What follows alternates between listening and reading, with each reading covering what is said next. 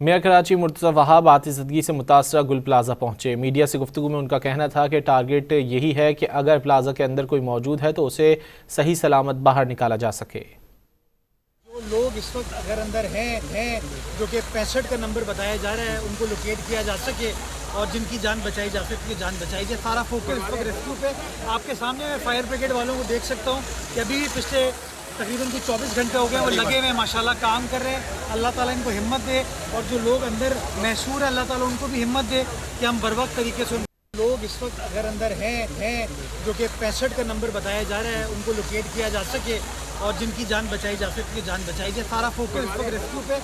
आपके सामने मैं फायर ब्रिगेड वालों को देख सकता हूँ कि अभी भी पिछले तकरीबन कुछ 24 घंटे हो गए वो लगे हुए माशाल्लाह काम कर रहे हैं। अल्लाह ताला इनको हिम्मत दे और जो लोग अंदर महसूर है अल्लाह ताला उनको भी हिम्मत दे कि हम बर वक्त तरीके से लोग इस वक्त अगर अंदर हैं जो कि 65 का नंबर बताया जा रहा है, उनको लोकेट किया जा सके और जिनकी जान बचाई जा सकती है जान बचाई जाए। सारा फोकस इस वक्त रेस्क्यू पे।